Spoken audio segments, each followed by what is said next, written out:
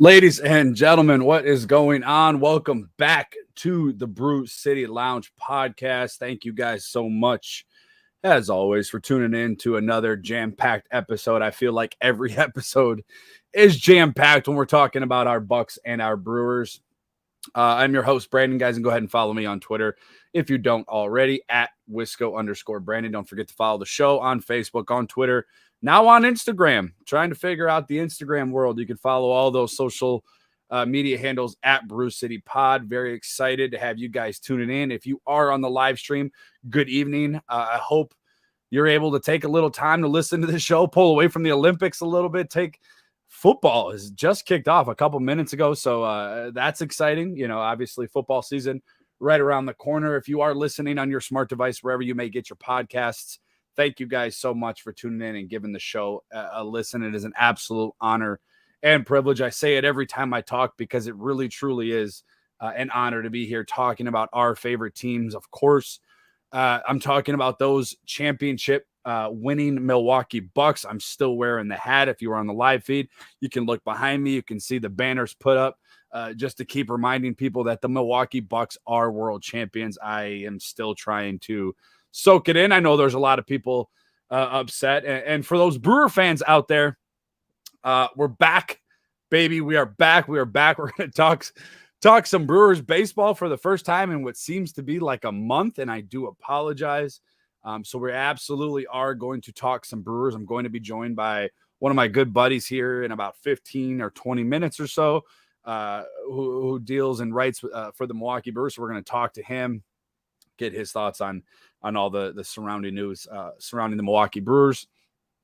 We are going to touch on some basketball. Free agency did start earlier this week. It was kind of uneventful for the Milwaukee Bucks. They do add a couple pieces, couple veteran additions.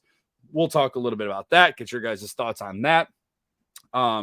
Brewers cruising along. It seems like the only thing that can beat the Milwaukee Brewers right now, unfortunately, is COVID-19. So we're gonna dive into the issues surrounding the Milwaukee Brewers right now. 7 guys, if my calculations are adding up, are on the COVID-19 list. So we will break down and see what's going on with that. Willy Adames, is he a realistic MVP candidate? Freddie Peralta, is he a realistic National League Cy Young candidate? We're going to dive into that. But as always, guys, before we get into all the good stuff and maybe some of the bad stuff, the show, Brew City Lounge, if you don't already, it has its own merchandise. So please hop on over on our Facebook page, on our Twitter page. I'll get it put up on Instagram as well here. Hit that link, shop for your favorite merchandise. Hoodie season's right around the corner. The Brew City Lounge has some awesome hoodies. I got a few of them myself, and I love them. So go ahead and check that out. And also, as always, our partners over at Fanatics. The link is also posted on the YouTube the Twitter and Facebook page. Click that link, fanatics.com/Brew City Lounge. Shop for your favorite teams. Football season's right around the corner, as I just talked about. Preseason starting tonight. Get your favorite sideline apparel. Shop at Fanatics. Awesome deals. So like I said, I did want to talk briefly before we dive into the Milwaukee Brewers. I did want to talk about the Milwaukee Bucks and kind of felt like we have not had enough time to celebrate. If you guys are on the live feed, real quick, before we get started, before I dive into this and get myself either angry or settle myself down, drop some comments in the live feed. If you're on YouTube, Twitter, or Facebook, let me know what you thought about the Milwaukee Bucks free agency in the last 48, 72 hours. Let me know what you guys think. I'm torn in between. You're going to get my thoughts here in a minute. If I could grab my notebook that has all my notes in here for the free agents.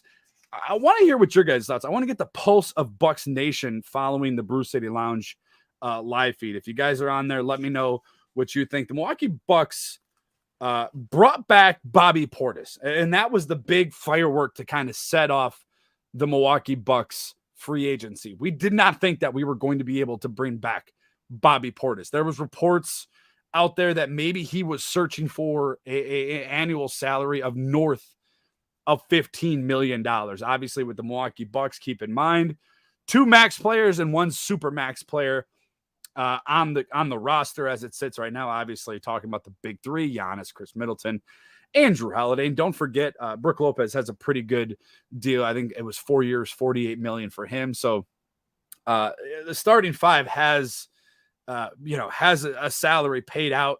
It takes a big chunk out of the team's cap room.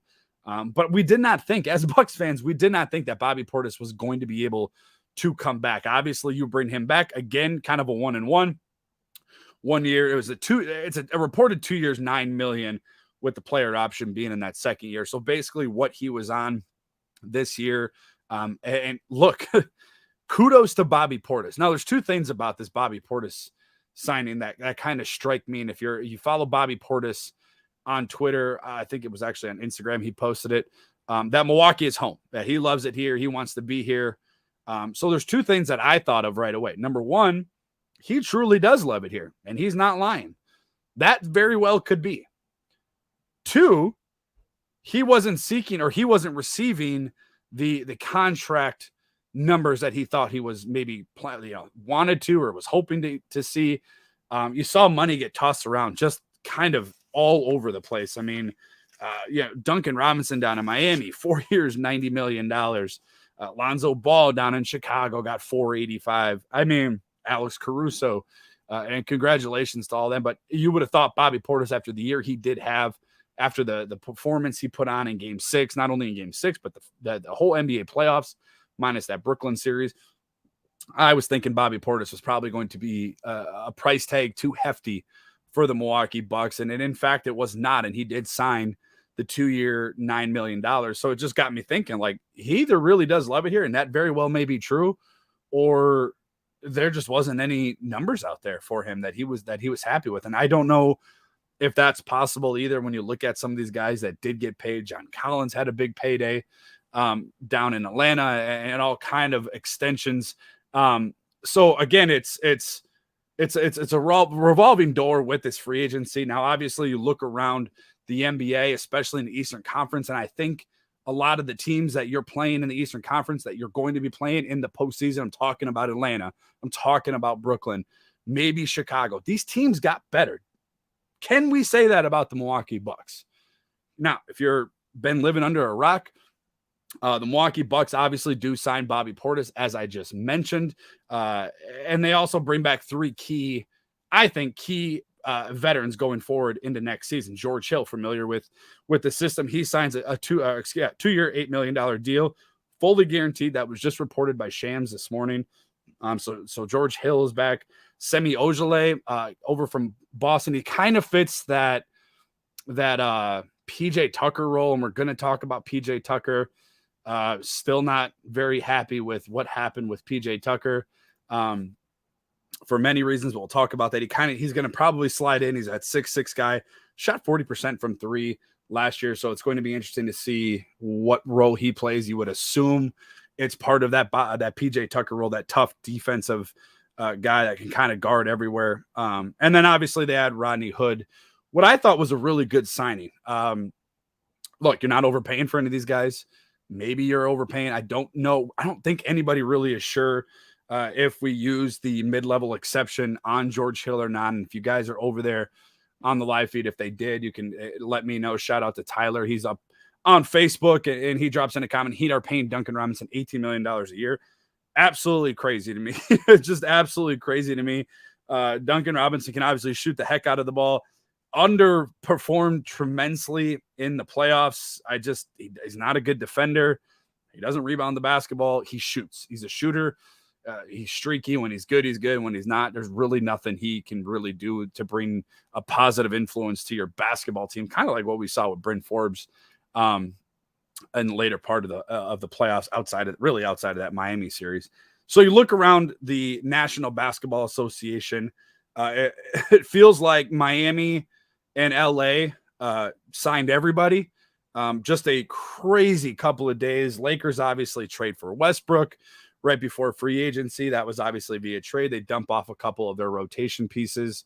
And then they add guys like Malik Monk, Kent Bazemore, Kendrick Nunn, all minimum deals, veteran minimum deals. And then obviously Carmelo Anthony was the big guy that, the big name that signed with the Lakers. So you look across the road, the map, and look at Miami, and you got Kyle Lowry in the sign and trade. He signs a 3-year, $90 million deal. Victor Oladipo just signed for a vet minimum 1 year, $2.6 million, I believe. Obviously, I talked about Jimmy Butler signed the extension. Then obviously, I was just talking about Duncan Robinson. He signed up for 4 more years down in Miami at $90 million. And then they had PJ Tucker.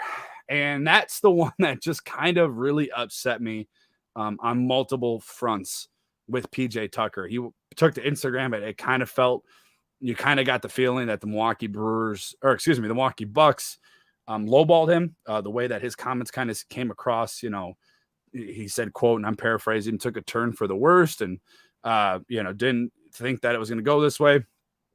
So his intention, it sounded like he was willing to come back to the Milwaukee Bucks. Obviously the Bucks have limited space, but they had his bird rights. They did have him, that mid-level exception available. So I think, I could be crazy and I could be totally wrong. I'm not sure if the Milwaukee Bucks have used the mid-level exception or not. I don't know if part of George Hill's deal goes into that. I'm not 100% sure exactly what they're going to be dipping into paying George Hill. So that's the Miami Heat. And you look at Brooklyn, they're going to bring back their big three. And then they added a big time shooter, defensive guy, kind of a scrapper, and Patty Mills, a guy that I would have loved to see in Milwaukee, a guy that knows Mike Budenholzer, obviously coached him down in San Antonio with Coach Pop. You look at Atlanta. I think Atlanta had a pretty good offseason. Look, I mean, did they overperform last year in the playoffs? That's possible. I don't know. I mean, Philly probably wasn't ready to be in the position they were in last year. They extend Trae Young. I think he got the 2 years, 204 or 205. Extend John Collins 4 years, 105. They had a pretty good draft. So Atlanta's doing pretty good. You think that they would improve? Obviously, a year of off-season work, and obviously prior with the experience in the playoffs, you think Atlanta's probably going to come back and probably be pretty good. And then the Chicago Bulls, I think, was a surprise of free agency. And I'm still not sure. Look, I hate Chicago. Everybody knows that. Can't stand anything in Chicago, including the traffic and the roads and everything, the tolls, everything about Chicago, I don't like. But the Bulls did some pretty good work in free agency. Right when it kicked off, there was, rumors flying around that Lonzo Ball was looking for a sign and trade, and Chicago was at the top of his list. Obviously, they traded last year for Vucevic at the trade deadline. And we were kind of, when that trade happened, I remember sitting there thinking, now Vucevic is a really good player, obviously it came from Orlando, John Hammond area. And you were kind of confused at the time because you're like, well, what is Chicago going to do with Vucevic? Like, what's their plan? There's not a whole lot with this free agency. There's not a lot of guys that are going to make big time splashes. Kawhi Leonard, we think he's going back to the Clippers, but I don't think we're going to see Kawhi Leonard in Chicago. So we weren't really sure what the Bulls were doing at the trade deadline. But it comes out to find out, getting guys like Lonzo Ball, DeMar DeRozan, 4 years fully, 3 years of 85 guaranteed, and then Alex Caruso. So you look around the National Basketball Association, especially around the Eastern Conference, and it feels like everybody got better minus the Milwaukee Bucks. And maybe the Bucks did get better. Look, we really haven't had enough time to enjoy this championship run. Usually when the playoffs end and a champion is crowned, you got like 2 months, almost a month, at least month and a half or so, to kind of have that cool off period. It seems like the Bucks won a championship. They had a parade, Drew Holiday, Chris Middleton. They went over to Tokyo to play in the Olympics, and then boom, free agency started within a few days. So it's been absolutely crazy.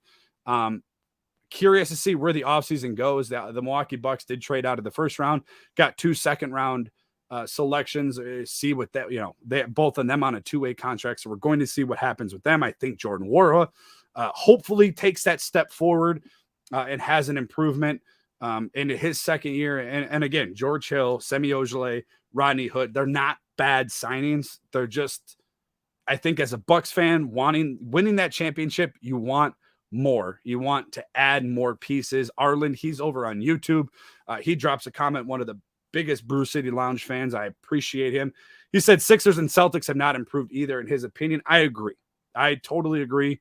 But keep in mind, Arlen, that the Boston didn't have Jaylen Brown towards the end of their season. So him coming back healthy, obviously Jason Tatum, not totally sure what they're going to be doing with Marcus Smart. They're going to be probably doing a little bit of moving around. So I would imagine Boston being, still a pretty tough opponent, but I agree. Sixers have not improved and they're still kind of a mess with the Ben Simmons talk. But look, we got plenty of time to talk basketball in the offseason. I'm going to take a break from the NBA. I'm going to do the other part of the show, which I promised you guys weeks ago that I would get back into the Milwaukee Brewers, first place Milwaukee Brewers, that is, and bringing on the special guest. We're going to add him to the show. Brought to you by the folks over at One Call Technology. Give them a call at 888-585-8850 for all your cable and telecom needs. Francisco Castro, my good buddy, host of the Walking Off podcast, also the writer for Marlins Maniac over at Fansided. You can follow him on Twitter at FDCastro22. Francisco, the Brewers are in first place, man. How you doing? Thanks for joining me. I'm doing well. Glad to be on. Always love talking baseball with you. It's been a while. I will say this. The last time we spoke, I think it was after the Adames trade. You hopped on my show to do a breakdown of that. And I want to go ahead and get this on the record real quick while we start this off. Somebody wasn't too happy with the trade, if I recall, when it went down. And I was trying to convince you otherwise. But yeah, Willy Adames and the Brewers, they are in first place. They're rolling. They have a really good division lead. I mean, yeah, things are really looking up for the Crew. You're not wrong. I did. But if you do remember, and I came on his show, follow his show, guys. It's awesome, at Walking Off Pod. I did say it wasn't the player that they acquired. I was a fan of Willy Adames as the player. I just didn't like how it went about. Look, we're going way back here into like April, May, but yeah. They traded obviously Orlando Arcia. You gave the reins to we thought Luis Urias. And then we thought that was it. Like, your shortstop solidified. You traded for him in the offseason. Obviously, Trent Grisham, part of that deal, and he's been really good. And then you kind of it felt like they gave up on him. And I think in a sense they kind of did at first give up on him. And then you acquire Willy Adames. You strike your bullpen. Two guys go down to Miami, and we're going to talk about that bullpen because it's an issue. And I think it's going to be an issue as the season goes on. Look, there is no more trades that can happen anymore. The rosters will expand. But you're right. Willy Adames has been absolutely unstoppable. And I'm going to present you this question. And this may sound crazy. I'm going to post it up here. Is Willy Adames, Francisco, in like a serious candidate for the MVP? Yes and no. So he's a serious candidate. Just look at what he's doing. Look at the pure numbers. He's ranked high up there with all shortstops, all players in the National League. But it's hard to say that he's going to be the MVP. He will get votes. He will be probably the third or probably second or third in votes, I would imagine. And I think it also hurts him that he plays in Milwaukee. Yeah. Which you hate to say it, right? But that's kind of how it is. Yeah. The East Coast bias, there's the West Coast bias now with the Dodgers, the Giants, the Padres. They're all playing really well. But yeah, I mean, I don't think you're wrong. He's playing well enough to be considered an MVP candidate at this time. Just looking at what he's doing for this team, because if you recall when he first joined this team, they were losing almost every game. They started off, it was really bad. And they were under 500. Yeah, and I was joking with my co-host on my show. I mean, it was getting kind of hard to talk about him every single week because it's like every single week there's something else going on. And like the way the season started, they were sweeping the Padres, they beat the Dodgers, and I'm thinking this is gonna be a great season. And then everything flipped. They started losing all these games. But yeah, so to answer your question, he is going to be in the MVP discussion. Will he win it? Probably not. I don't think he will. It's probably going to be either Fernando Tatis, even Freddie Freeman for the Braves. He's throwing his name in the mix too, just the way he's been playing lately.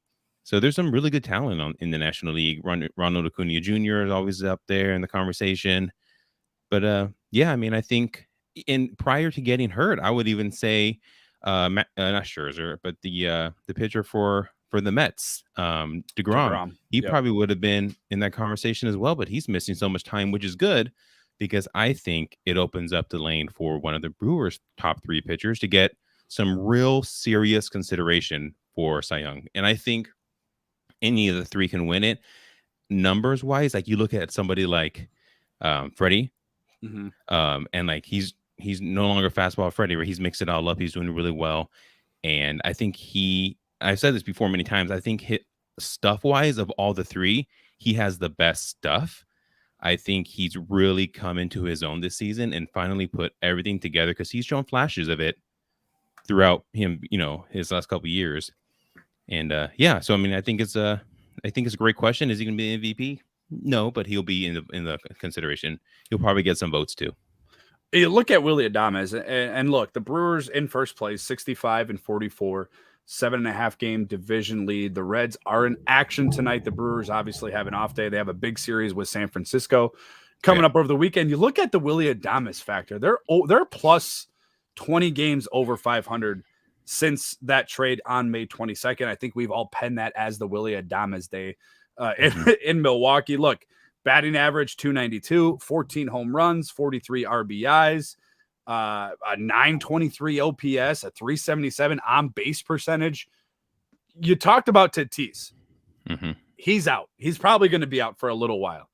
Acuna Jr., he's out for the year, obviously torn ACL. Yes. I was thinking the one for the Nationals, not Acuna Jr. Juan Soto. So Juan Soto. You look at those guys and Freddie Freeman, I could probably see. Right now they're struggling in their division. Juan Soto, Nationals are in sell mode. Still can't believe they got rid of Trey Turner for what they did. Of course, he goes to LA. Realistically though, I mean, I don't see a whole lot of competition within that National League. Are you going to give the MVP to Tatis Jr.? And look, I know we got 2 months left of baseball left, but are you going to give it to Tatis Jr.? And he's missed a big chunk of games. DeGrom's the same way. And I'm friends with Mets fans. And they always talk about how great he is. And I said, yeah, he is when he plays, because it feels like he's always on the IL. This is his 3rd stint on the IL. They're talking about him not coming back till September. So I think the door is wide open for Willy Adames, especially if he keeps it up. And keep in mind, Christian Yelich is a no-show, obviously right now because of COVID, but his numbers all year have been absolutely embarrassing. Brandon Woodruff, he had as many plate appearances as Yelich, he'd probably have more home runs. So, I think as it stands right now, I think he's got to be the front runner. I just can't think of I will say anybody this. else. I will say this for Fernando Tatis. So Willy Adames has had 372 at bats, and Tatis has had 315. So he's had fewer at bats, and he has more RBIs, 70 compared to Willy Adames's 58. He also has more runs at 78 compared to Adames's 59. And a lot of that has to do with the players around Tatis because he's playing with Machado. He's playing with a great lineup. But if you just look at the numbers wise, and like I can tell you this, the impact that Willy Adames is having, he's having a greater impact on his individual team, more so than Fernando Tatis is. But at the same time, Tatis is having all these numbers and similar numbers, but he's playing in so fewer games. So at the end of the season, when you break it all down, you'll say, oh, wow, look at these numbers. Well, Fernando Tatis did that in fewer games, fewer at bats, and that may stand out more. Plus his name, he's one of the faces of the franchise, of baseball, and all that. So I mean, you make a great point, but when everything boils down to the end of the season, looking at the numbers wise, Tatis is going to have greater production, unless Adames goes on a crazy tear, which is kind of hard to imagine because he's already playing so great as it speaks right now. So just looking at that is the only reason that I kind of put Tatis above him, just because he's done it in fewer games, and who knows, maybe he'll miss a chunk of time and Adames can catch up. Yeah, it's definitely a good point. Look, if there's one thing that is going to stop this team, outside of maybe the Cincinnati Reds, maybe outside of the Milwaukee Brewers, out of their complete control, is COVID-19.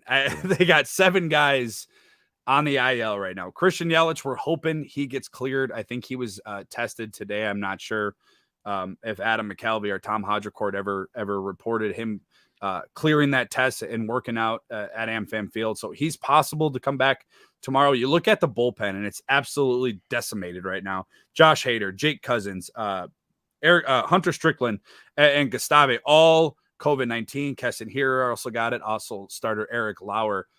Are you concerned with this? Because they were pretty clean last year. They were pretty clean all the way up until mid-July, maybe that third week of July. And then it seemed to kind of take a turn. And now it feels like every other day there's a positive test. How concerned are you with this team?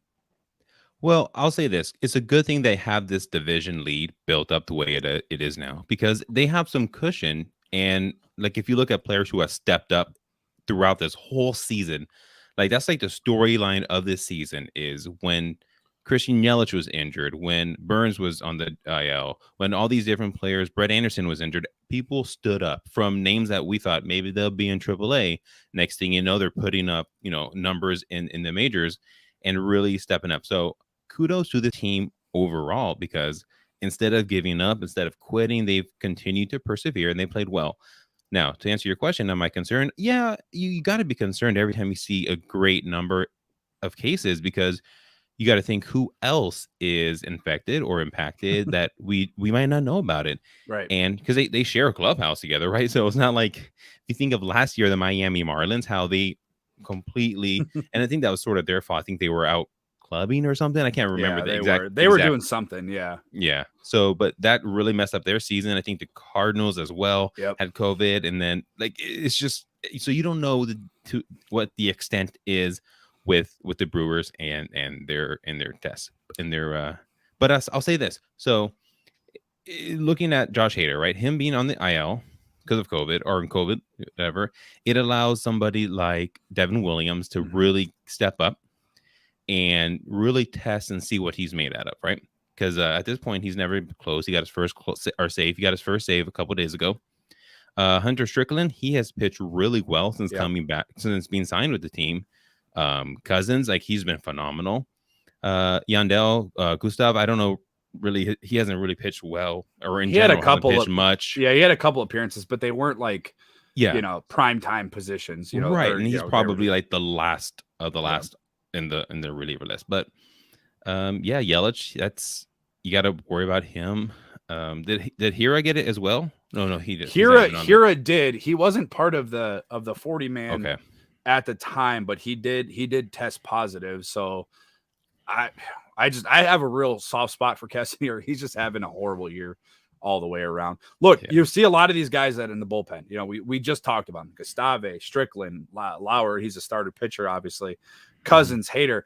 Do you think that that's possible that we may see either Ashby back up in the major leagues, maybe Ethan Small, like with the way that this bullpen is trending with COVID-19?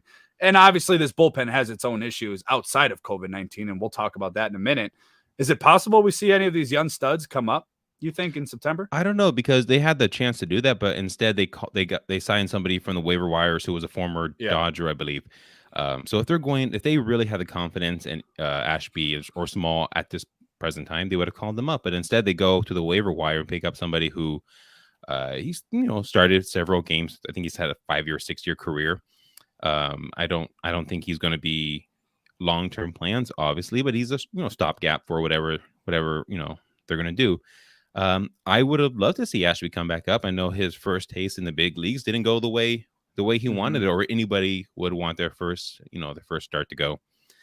So I'm sure he's just itching to come back to kind of redo his first start, so to speak, right?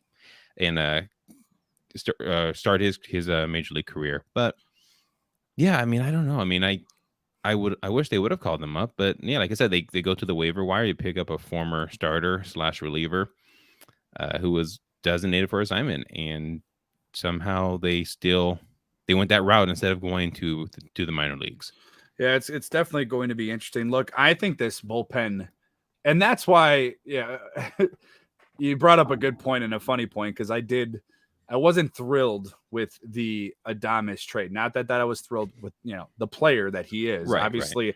And I think we were all kind of, maybe a little bit. We didn't think he was going to be as good as we thought. Yeah, no one was 100% sure. His road splits for his home splits down in Tampa Bay were just completely two different stories. So looking at his road splits, we had high hopes for him, obviously coming over to American Family Field. But you look at this bullpen as it stands right now, even when healthy, my faith in this bullpen, something that's been a strength of this team the last 2 years, for me, and maybe I'm wrong, maybe I'm too nitpicky, it doesn't make me feel safe. Like, it doesn't feel like, look, Devin Williams he struggled so much in the first few months of the season. Josh Hader has been pretty much Josh Hader all year. Boxberger's had his moments. He's had some bad moments, but he's been pretty good. Brent Suter, I'm not a fan of Brent Suter's game, as you know. As it stands right now, when healthy, when everybody's back, how much faith do you really have in this bullpen? Yeah, so I agree with most of what you said. When you think about this bullpen, the first name that stands out is obviously Josh Hader, right? And we know that he's locked down. He's probably one of the 3 best closers in the game, right? Maybe behind Liam Hendricks and possibly their new White Sox. Both on the White Sox. yeah, exactly. So I would say he's probably up there. And I mean, I would be fine with any of them, right? I think he's doing great. And then you kind of work backwards. You look at the 8th inning, Devin Williams is there. And like you said, he struggled at the beginning of the season. I was hoping that they would pick up another reliever, maybe not just like a piece, but like an actual legitimate closer who can slide into that 8th inning role to kind of push Devin Williams back a little bit. He's young. This is his first like full actual season. Lengthy full season. Yep. And the league is aware of what he does now, and what he can do is really good. But teams adjust. Baseball is all about adjusting, right? So the league is adjusted to him. He needs to now adjust and kind of find out how to be successful again. And we've seen glimpses of it, and like we know when he's on, he's unhittable, and we love that, right? So we have the 8th and 9th locked up. Suter, I know exactly how you feel about him. I feel the same way about him too. If you look at what he's done, he's given up 53 hits. He's pitched 53 innings, so he's averaging like an inning a hit or hit an inning, and that is not going to play in the playoffs. It's not going to play in extra innings, as you are well aware. We've had this conversation about having him in extras and all that. So I mean, I think if you look at this bullpen though, it's set up okay for the regular season.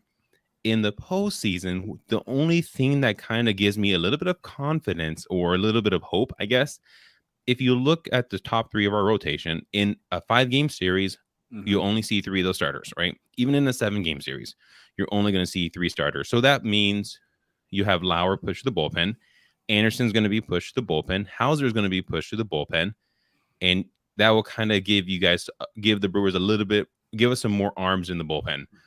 I think toward the end of the season, you even see that now as they're piggybacking a little bit, kind of giving Lauer some of that experience.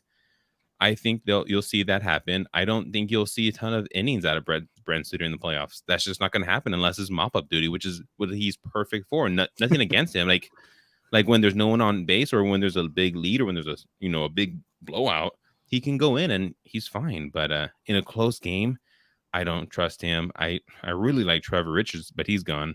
Yeah. And I'm so happy with Rowdy Tellez. I don't know if you want to talk about that today or not, but what he's done is just, but then again, we also have Ashby coming up. We can call up Ethan Small. So I think this bullpen is going to be fine. I don't think it's going to be the 2014-15 Royals bullpen.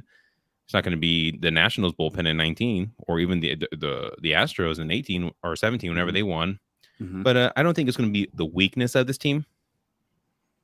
That's a good point. I'm more concerned about hitting than and I am too. And it really feels like, I don't know about you, Francisco, but it feels like this offense has just flipped a switch. And you're like the perfect guy to have on a show, because segues, you have a good feel for them, and when I want to talk about the next subject. And I'm going to ask you this: the Milwaukee Bucks just won the World Championship, and everybody in the Deer District, everybody at the Pfizer Arena, if you see somebody at Pick and Save or Quick Trip, you yell, it's the Bobby chant. Everybody knows what the Bobby chant is.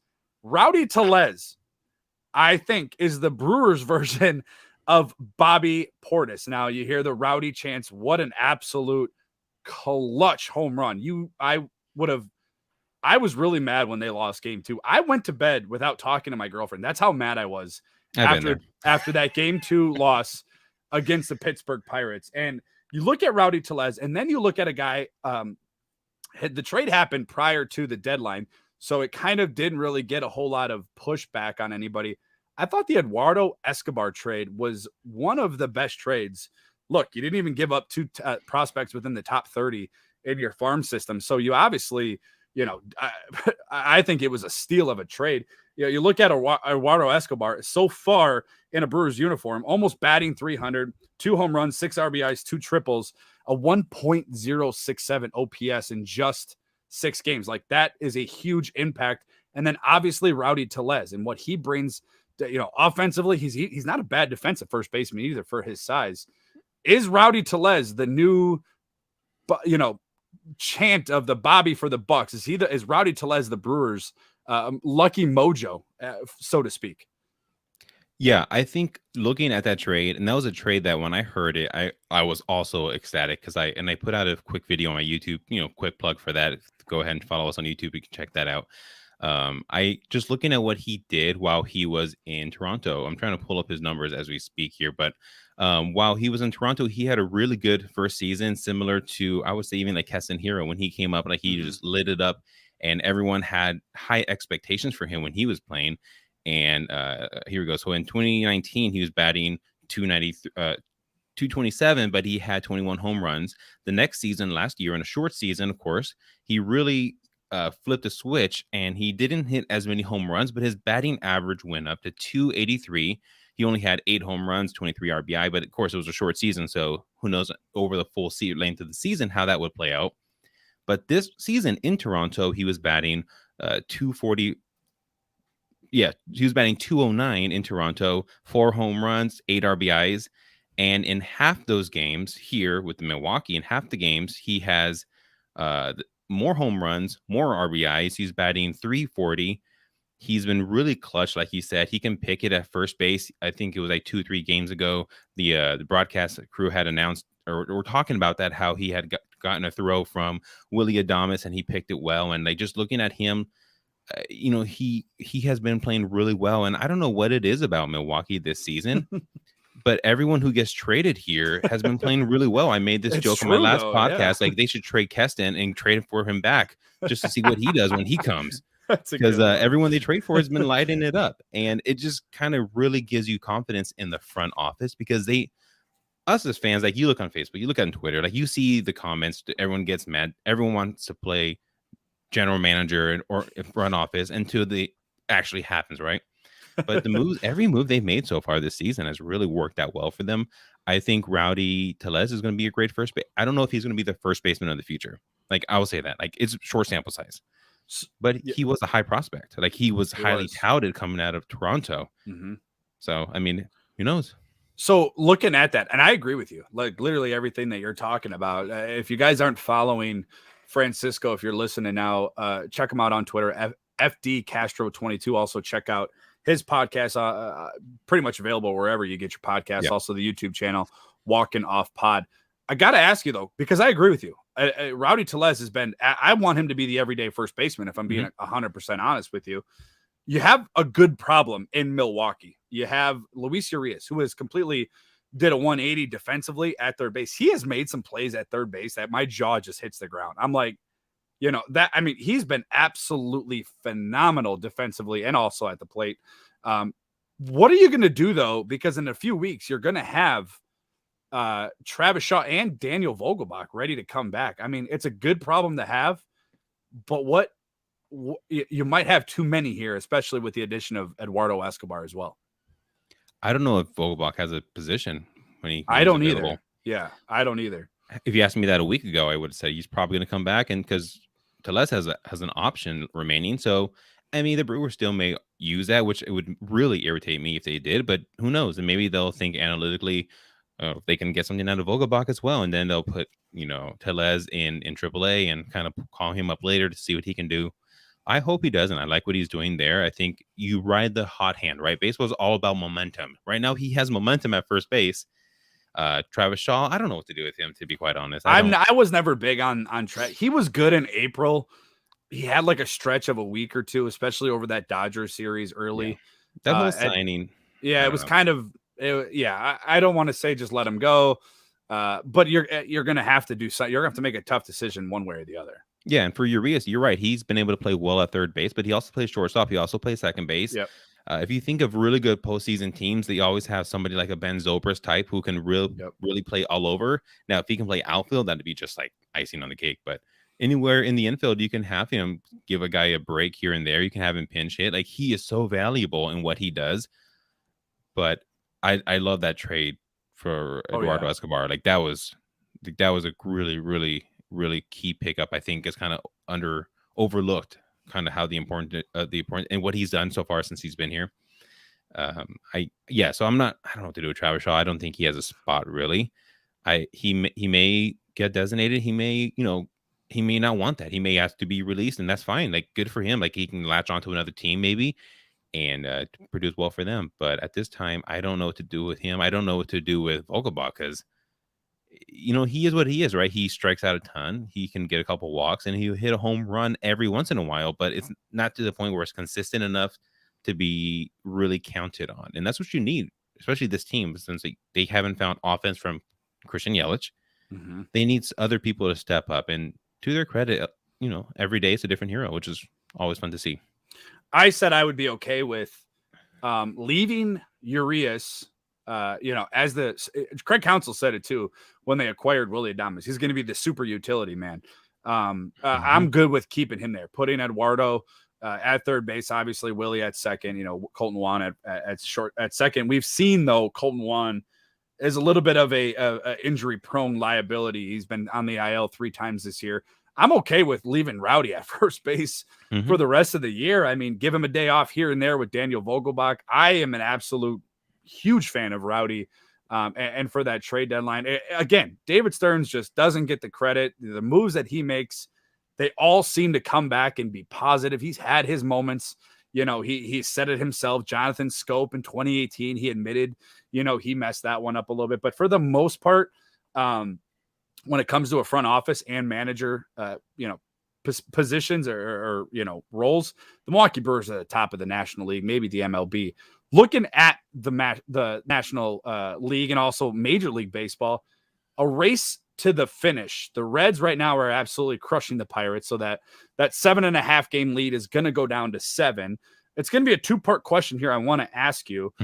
Number one, your thoughts, your predictions on how the National League Central will play out. It's amazing to see the Chicago Cubs completely implode. They're all gone. Chicago is fighting each other between the Sox and the Cubs, and it's fun to see. So how do the Brewers stand up in the division, the chances of winning the division? And number two, when you look around the National League, and I'm talking mostly about California, right? The Dodgers, the Giants, and the Padres. Where do they stand in the National League, in your opinion? Okay, so I would say the best team in the National League is probably the Dodgers, and it's, as much as you hate to say it, right? They only got better at the trade deadline. They get Max Scherzer, and then they get a shortstop that they probably didn't even need, but they just do it because that's just what the Dodgers do. And next, they have Trey Turner on the team as well.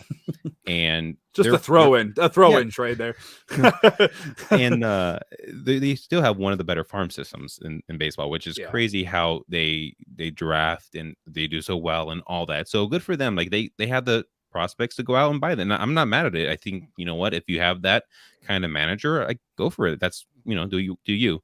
The Padres, I don't think the Padres are that much better than the Brewers. If I'm being honest, if you just kind of look at position wise, they have probably some bigger names on that team. But if you break it down, like pitching wise, the Brewers are probably better. We have, I would say, if they had gotten Max Scherzer, which was what was rumored to happen before he went to the Dodgers, then he vetoed it to Milwaukee. Craig Counsell basically said it. He said, or excuse me, was it Craig Counsell or was it David Stearns, he said our geographical location didn't help us. Yeah. So you would imagine that's probably what it was. Yeah. And I didn't, to be honest, like I didn't think that he needed to come here. I wouldn't be mad at it, obviously, but at the same time, it is what it is. But I think the way that the Brewers postseason is setting up right now, to answer your first question, the division I think is pretty much done. Like I don't think the Reds are. I don't think the Reds are. I mean, they're playing hot right now. Their pitching is doing really well, but I think they're going to regress. Interesting. I don't think we're going to win the division by 7 games. And maybe a couple, but I'm like 85% confidence. And I hate to say that so early because knock on wood and all that. Yeah. But I'm not too concerned about this division, which is really good. And I mentioned this before because if you look at teams like the Dodgers, if you look at teams like the Padres, every game's going to count heading down the stretch for them. It's going to be so key. They're not going to have the ability that the Brewers have to piggyback starters, to give a couple off, days here and there, because we're going to have that lead in our division to do so. The Padres, they can't do that. They can't rest any of their starters because every game is so important to them because they don't want to be that wild card. Because if you're that wild card in the national, it's so much pressure. Yeah. Right. We see that in 19, what happens when we were a wild card and we were one of the better teams in the National League almost the whole season. You get one wild card and it's done. Right. Yep. You look at the Royals in 14. I always bring them up, but wild card win. San Francisco that same year was a wild card team. They won the World Series. You never know how it's going to work out. You don't want to be in that one game situation because one error by an outfielder, next thing you know, the game's over. Your season's over, no matter what. So they're going to be fighting for that division, which is going to help the Brewers out as well. And they're going to get second place, which is good because whoever wins the wild card game is going to have to fly, I'm assuming, to San Francisco. So all those 3 teams are going to battle it out. And the Brewers only have to face one of those 3 quote unquote giants in the National League, right? So do we match up against all 3 of them? Could we beat all 3 of them? No. And it's kind of like the Bucks, right? When they had to face Kevin Durant in the second round, like you don't want that. Like that almost went bad. An inch of a foot. Yeah. It was, you don't want to have to face the Dodgers, the Padres, and then the Giants. So, but the way it is set up, they only have to face one of them. They'll probably face the Mets or maybe even the Braves because they're kind of coming on right now, but it's set up really well for them in the postseason. The National League West is an absolute arms race, and you saw it at the trade deadline. It was funny because all the national baseball writers were Scherzer to the Padres, and then like 5 hours later it completely switched to he's going to the Dodgers, and here we are as the Brewers kind of sit. I agree with you. I think that it's hard to compete on paper with a team like Los Angeles. Look, their payroll is almost $300 million. I mean, Brewers are at 96. So it kind of gives you a little bit of an idea. But I did say this at obviously it has to happen, and hopefully he does come around. If Christian Yelich turns into what we're used to, what we've been accustomed to for the last 3+ seasons, that is the best, quote unquote trade deadline acquisition a team can get. Because if you sprinkle the National League MVP in 2018, runner up in 2019, probably would have won it in 19 if he didn't break his kneecap in early September. You add him into the offense that is absolutely has taken off, averaging almost 6 runs per game in the last month. If you sprinkle him into that offense with that pitching, again, the greatest rotation as a Brewer fan that I've ever seen, maybe arguably the franchise has ever seen.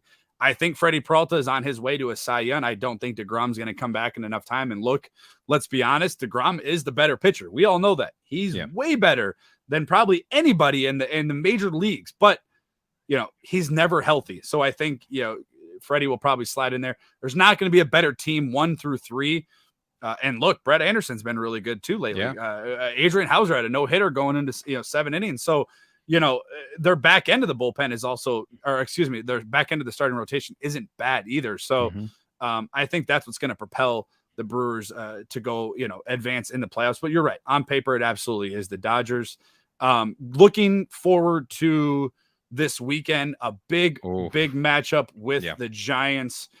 Before we finish the show, you predicted a Brewers division win. You predict, they're probably going to run into one of those National League West teams, maybe the Mets or the Braves. If you could predict into the future, how far does this Brewer team go? So they'll probably face the National East, not the West, to start off. So they'll place either the Mets, the Braves, not the Nationals. We know how that's their season's gone. But I think if we saw them against the Nationals not too long ago, they matched up well. The Mets, I'm sorry, they matched up well. They should have won both those games. They didn't. But at the same time, I feel confident with this team heading into a series with them. After that, we face, it's kind of hard to predict who they face next. If it's the Dodgers, the Padres, the Giants, I don't know how it's going to be. But I will say this: earlier in the season, we faced the Padres. We swept them. We faced the Dodgers. We took 2 out of 3, I believe. We're going to face the Giants this weekend. And it's going to be a great season. This is going to be playoff atmosphere. Oh, yeah. But we matched up well against them. The Dodgers, we matched up well against the Padres. And I think that gives this team a lot of confidence, and the fans as well, and the front office and management and all of them, that heading into a season or a series against any of those, they can match up. I would take any of our 3 starters to go against any of them. And then if one of them falters, we have a Hauser and Brett Anderson. He's pitched playoff games before. He's not for, I guess for Milwaukee too, but yeah, he's pitched and he knows how to do it, right? Like he may give you 6 innings, but he'll give you 6 innings of 1 or 2 and run ball, right? But I will say this. So this weekend we have a series against the Giants, right? So they have their ERA is 3rd in baseball behind the Dodgers at 3.20. And the Brewers at 3.33. So we have the 3rd best ERA. The Giants, they lead baseball in wins. The Brewers and the Giants are both tied for 12 in shutouts. And that's 1st in baseball. Brewers are 2nd and the Giants are 3rd in runs allowed. So, but the only thing that worries me is the Giants lead baseball with 164 home runs compared to the Brewers 131. So it's all going to depend on how this offense goes, because I'm not worried about the starting rotation. I'm not really worried about the bullpen right now. Something happens, it changes that. Yeah. I'm only obviously worried about, can they score enough against the elite pitching? And that's what they're going to see, because the Giants, best rotation in baseball. Dodgers, also one of the best rotations in baseball. Yeah. Yeah, it's going to be in my opinion, the World Series. Juan's going to kick my butt because he's obviously a big White Sox fan. I think the winner of the World Series is going to come out of the National League. I think the pitching has been proven. The offense is obviously going to be there for all these teams, and it's going to be extremely, extremely exciting. And again, like the Bucks, we hope that Milwaukee is at the top of the world once again. But that will do it for today's episode, ladies and gentlemen. I hope you guys out there, you enjoyed it. He's got the champion Golden State Warriors on. It's an old hat. I got the new hat on. Go 3 years Bucks. in a row. Go Bucks. That'll do it for today's show. If you guys are not subscribed, wherever you may get your podcast, Apple, Google, Spotify, all that good stuff, hit that subscribe button, hit that download button, leave a review. You can follow the show on all social media platforms at Brew City Pod. You can follow me on Twitter if you don't already at Wisco_Brandon. This is my boyfriend Cisco. Please give his show a follow. Give it a listen. He's available, if I'm not mistaken, wherever you get your podcasts, as well at Walking Off Pod. You can follow him on Twitter at FDCastro22. And that will do it for today's show. Again, guys, we're back to 1 show per week. The Bucks are now done, so we're transitioning into 1 show per week. So that'll do it for today's show. For next week's show, real quick, I got to throw this out there real quick. I just confirmed this. The author of the Giannis book, she will be joining me to talk about that book, about the bringing that book together. So you're not going to want to miss next week's show. I'll drop a time and a date when it happens. Francisco, thank you so much, man. Yeah. As always, anytime. when's your guys' next show? Plug your show here. So we are recording tonight. We actually have an interview with Ryan Kusmal. He's a pitcher for the Milkmen. But we have a ton of great stuff on our YouTube, on anywhere you find your podcast. We've talked to your guy Kevin Holden. He's been on our show a couple times. We just talked to him. He's an awesome dude. For sure. And we just had a good interview with Sophia Menert. from Valley Sports. That's great also on the yep. YouTube and also anywhere you find your podcast. So yeah, a lot of cool things coming out. You can follow us anywhere you find your podcast. FD Castro 22, the Walking Up Pod at on Twitter as well. And yeah, so we're recording tonight. We'll have that episode out every Friday as well as every Monday. So awesome, man. Awesome, right on. Awesome. And always love to have you have being on your show, and I love you having you on my show. So we'll get you. Yeah, I'll get you back on. We're gonna probably talk near September, maybe the middle of September when we get close to these division races and kind of break it down. And I appreciate it, man. And as always, I end every show.